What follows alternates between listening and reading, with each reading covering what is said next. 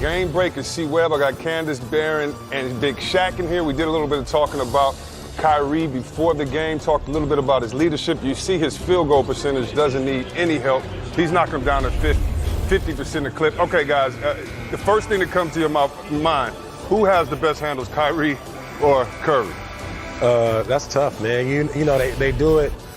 They do it differently in so many ways. I would say Kyrie got better handles, but Steph is like more effective with his handle as far as getting his shot off. I love how you answer that, because today we're in this world where somebody has to be the best of all time, the better at this, the best at that, and two people could just be really good, have handles, and it not really be an answer. I mean, that's how they get down. You know, it's like it's more so they style.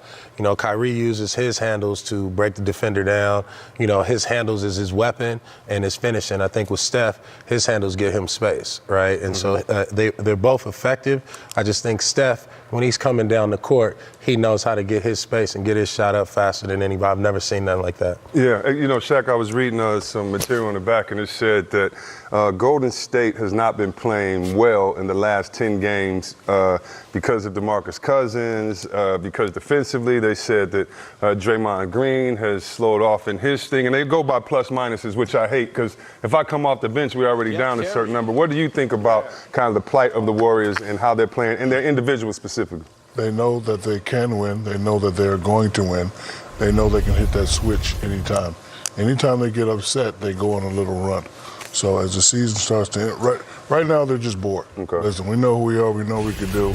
You know, they've been getting out to very, very slow starts, but they don't have any problems. They don't have any negative issues dealing with their team. They just waiting for the playoffs. They can hit the switch anytime. 4 or 5 games right before you go to the playoffs, you'll see them sharpening up. And then playoff time, the switch will be up, and we will definitely see them in the finals again. They're just bored. Yeah. 72 games, you know, going to the final 3 years in a row. We know we can beat them. You know, we'll let them get off today. But once playoffs start, switch will go up. It's just funny to me how everybody makes excuses for other teams that are adding pieces and wants to give them time, when Golden State's #1 in the West and they're adding Boogie to the equation. Like that's bad. Like that's terrible. Right, exactly. Yeah. And so I think it's going to take time for them to figure out the rotation, how to utilize them. But I don't think there's been a question that Golden State is going to be there. And everybody's, obviously, that's their measuring stick. If Boston had to take one piece of Golden State's game, BD, what would you suggest they say? These are the champions. You need to take this from them. I would say just their team chemistry. Yeah. Right? Their camaraderie. The way they pass the ball, the way they move the ball, the way they play for each other. You know, looking at both superstars and Steph, you know, Steph, Clay, and KD, how they coexist. And I think Boston should take that page. I think it's Kyrie, it's Tatum, it's Horford, you know, it's Rozier as well. Those have to be the leaders of the team, and they got to figure out a way to coexist. Yeah, they need to start probably with that assist number. Like you said, Golden State leading the league in assists. Big Shaq, George Murasan gave you the fits. Bryant Reeves gave you the fits. It's rumors that Golden State is going to go back and sign Andrew Bogut. I know you like big men's game that can do stuff inside the paint. Not that he's going to save the team, but, you know, what do you think that he can bring back for this team when he comes back? Well, he's an extra rebounder. Yeah. He knows the system. You know, he does the little things like, you know, when you got 4 shooters, what do you need a big guy for? Rebound, outlet, set picks, get guys open. And, you know, he was very vital in their first championship. And, you know, they can use him. Not really going to play much, but when he gets in there, he will know what to do. Totally agree. And we're going to check out the game with Boston. Hopefully you guys check it out and enjoy it as well. Who we got? GA. We got some players only guys out there at the game. Boston by 10. You heard it here first. Shaq said Boston by 10. You heard it. That is Shaq. Bet that. Welcome to the Players Only Halftime Report, presented by American Express. I'm Chris Webber. We got Candace Parker, BD, that's Baron Davis. If you don't know, now you know. And we got Big Shaq. It's time for the American Express teammates. We're going to do this a little bit differently, because when we talk about the teammates, we're going to talk about Kawhi and the rest of his team. And really not getting that much help tonight when you look at the turnovers on that end.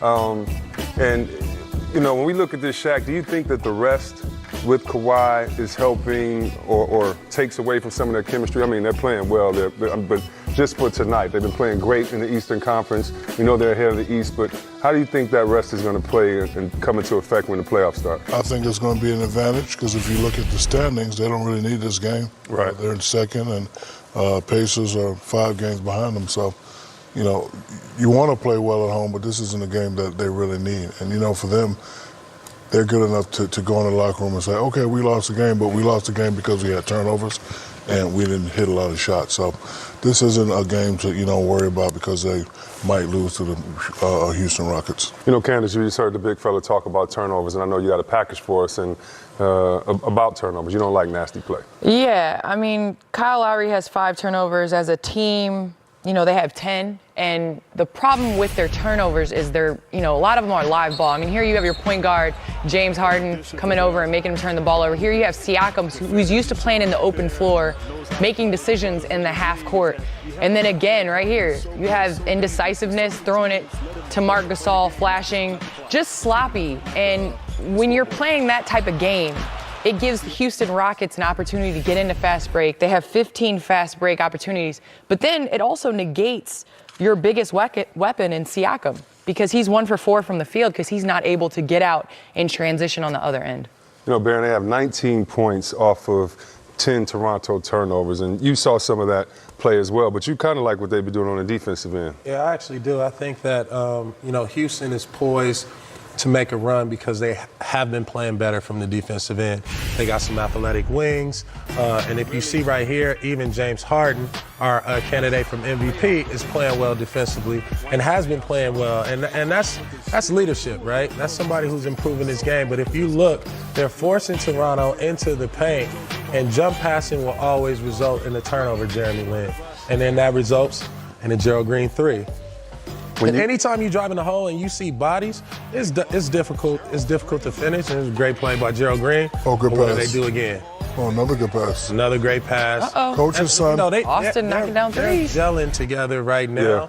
And I think the challenge for them was always defense. And they're starting to figure out the right combinations. Who are their defenders, the team that can run and play fast breaks. So I like what Houston is doing right now. Yeah, they're on the heels of OKC right now. And when you look, you mentioned it earlier, it starts with their defense and kind of playing together. Now, do you think, are they back into the feeling, Baron, Candace, Shaq, to where you guys kind of believed in them last year? Not that you believed they would win the championship, but you believe that they could do as much as you can. Do you think they're back in that position? Absolutely. You know, you start seeing Chris Paul getting a little bit more and more healthier.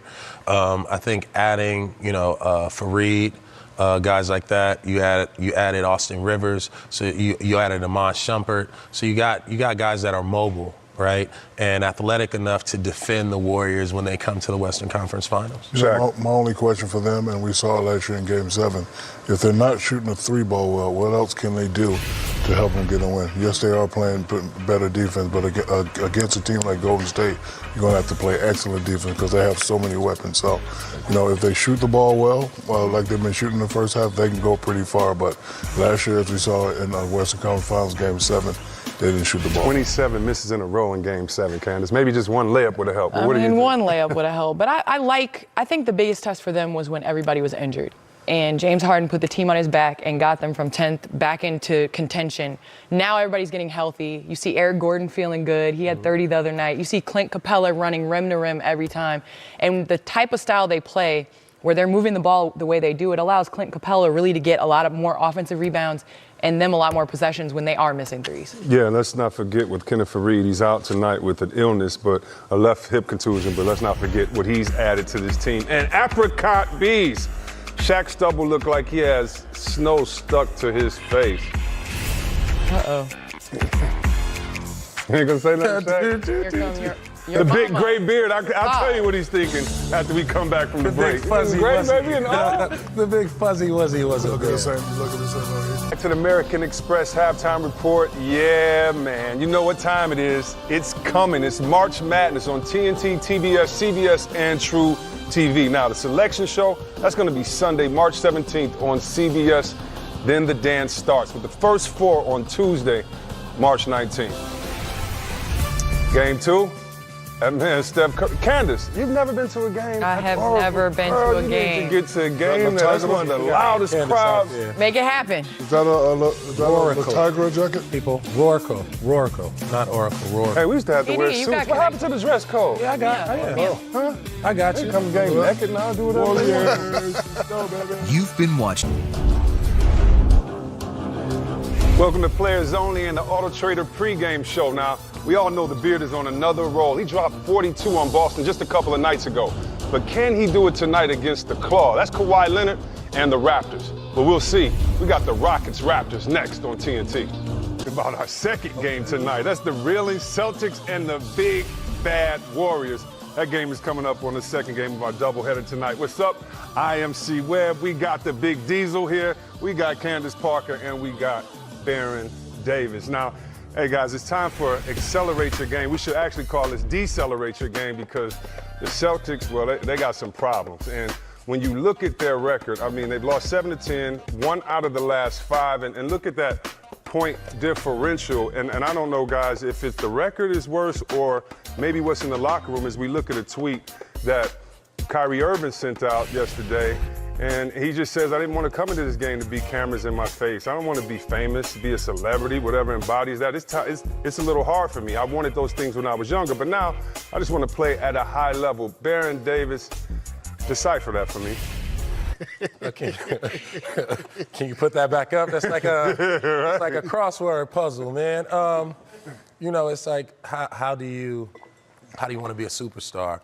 How do you grow up wanting to be Michael Jordan or play with LeBron or play on a high level and then get everything that you want and then don't want it? You know what I mean? And I think that, you know, basically if I could, you know, decipher it, I think that he's trying to say that, yo, all the commercials, the Uncle Drew, everything is getting in the way of me trying to play at a high level. Why you got to bring up Uncle Drew? Uncle Drew ain't stopping nobody from Nah, man, getting y'all was in the hey, let me tell you.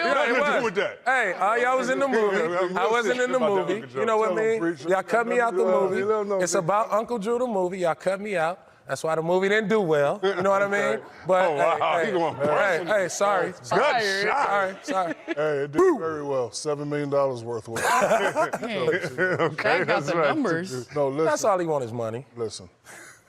It's an old saying that says, be careful what you ask for. Right? You know, there was a lot of speculation after he left Cleveland, he wanted to be the man. When you're the man, and we all know this, and you too, Candace, when you're the man, a lot of responsibility comes with that. And the main responsibility is your team has to play well. If they don't play well, you get all the blame. If they do play well, you play all the credit.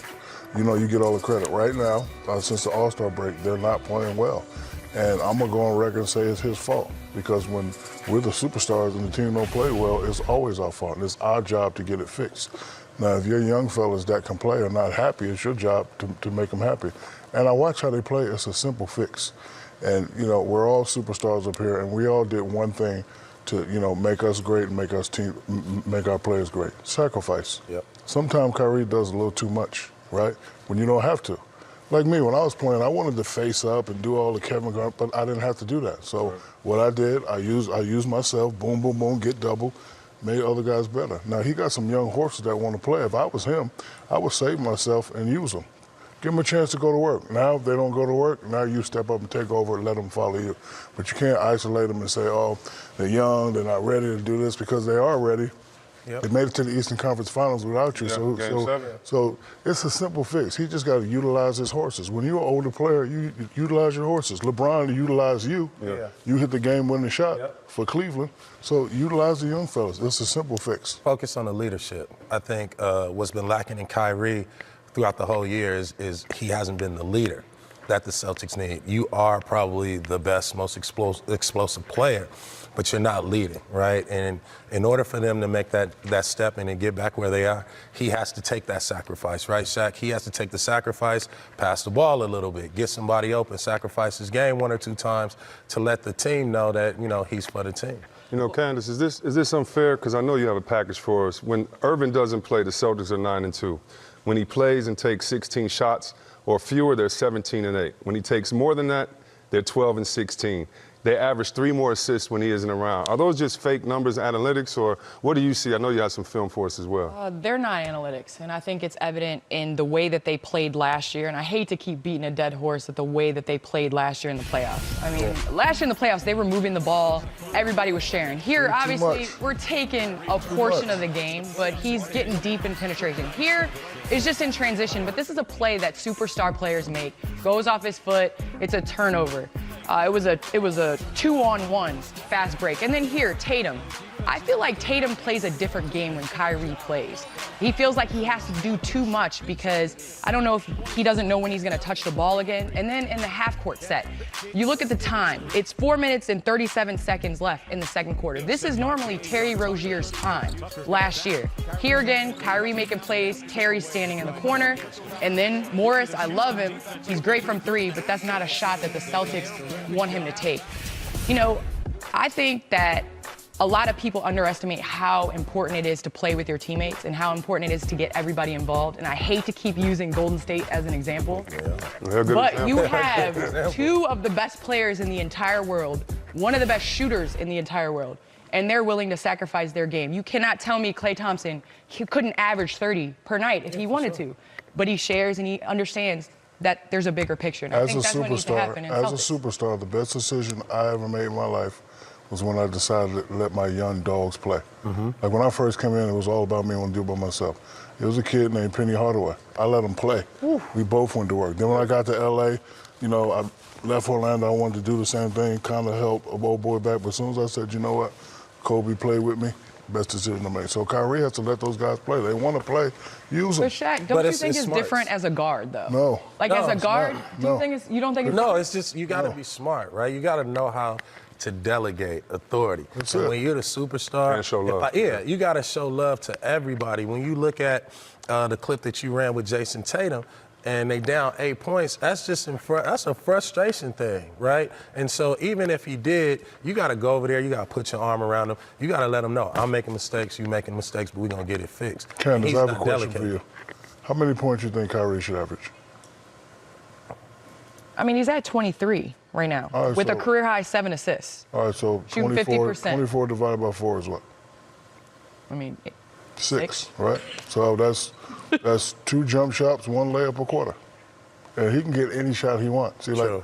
when I was a scorer, like I used to try to score in bunches, and I said to myself after speaking with the great Dominique Wilkins, 7 points a quarter. So for him, he can get any shot he wants. But you know, get It's your how. points. It's how he yeah, gets get your points. Now, you know what? Tatum's running. Let me get him involved. Yeah. Rozier, you ain't touching the few. But, like, he got to use his teammates. how. And once they start doing that, Yep. watch them take And they'll say, you can score the next 30 because we trust you to get us That's it. involved later. In the fourth quarter, if them guys ain't going, do what you do.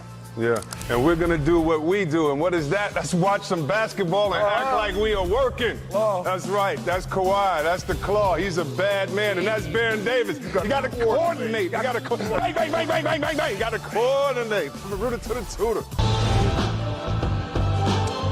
Hey, don't forget to catch the starters. Now, check it out. That's Skeets, Taz, Lee, and Trey every night as they break down the league's biggest storylines. Now, the starters weeknights at 6 p.m. Eastern on NBA TV. We got the Rockets and the Raptors after the break, but first, yeah, this is how Shaq out here with a pop quiz.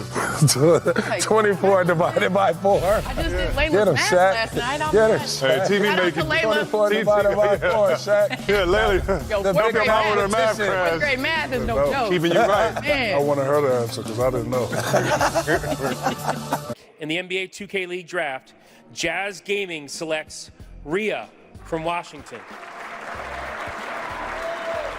The NBA 2K League is back for its second season. Today was draft day in Brooklyn. 4 rounds for the 21 teams to fill out their 6-player rosters. This year, the draft pool included 2 women and players from abroad for the first time, and included Spencer Wyman, who goes by the handle Rhea. You see him right there. And he was the first overall pick by Jazz Gaming and with us here on Game Time. Congratulations, Spencer. The obvious question here, what does it mean to you to be the #1 overall pick? To be honest, it's just a number. You know, anywhere I go, I'm happy with. So it doesn't really mean anything to me. Just a number, really? Yeah. Wow. All right. How would you describe your game and what you're going to bring to Utah? Well, I'd say I have an all-around solid game. I'm going to bring that teamwork that you need to be successful. I'm just ready to work. Much as we would expect from the NBA player draft, you dressed for the occasion. You got a red suit on. I think we established in the break it's more of a burgundy. What went into the look? How much time did you spend on this? To be completely honest, we just threw it together probably 40 minutes before the draft. Me and my new teammate, Shaka Brown, he just helped me out. You're winging it. Yeah, pretty much. Hey, Spencer, this is Mike Fratello, and I'm just wondering if there's a transfer of knowledge and technique from not that many years ago, but is Pac-Man anything like what you're doing now? I mean, I went 9, 10 times around on Pac-Man. Could I be good at this? I mean, maybe. Probably not.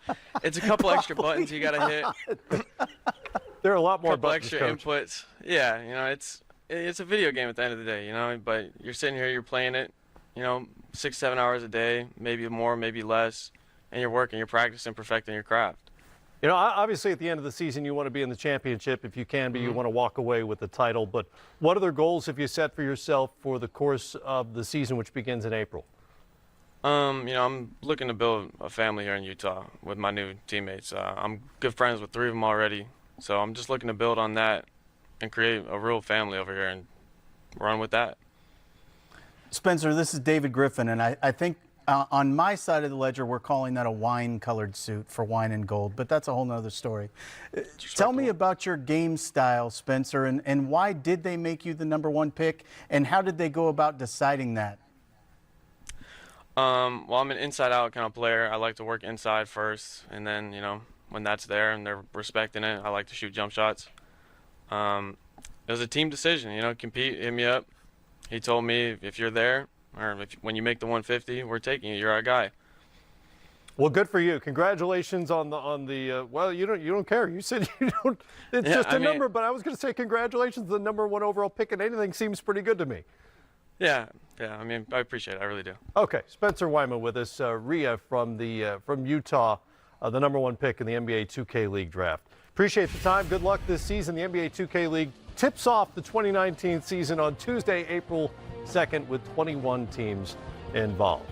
Thursday on TNT, you'll see the Pacers and Bucks at 8 Eastern time. Giannis, very much like a video game. Not at all like Pac-Man, though. Not like Pac-Man. Then the Thunder and Trailblazers. That's a huge matchup in terms of seeding in the Western Conference. It all starts here at 7 Eastern time on NBA TV. Not at all like Pac-Man. You didn't do a lot for my confidence.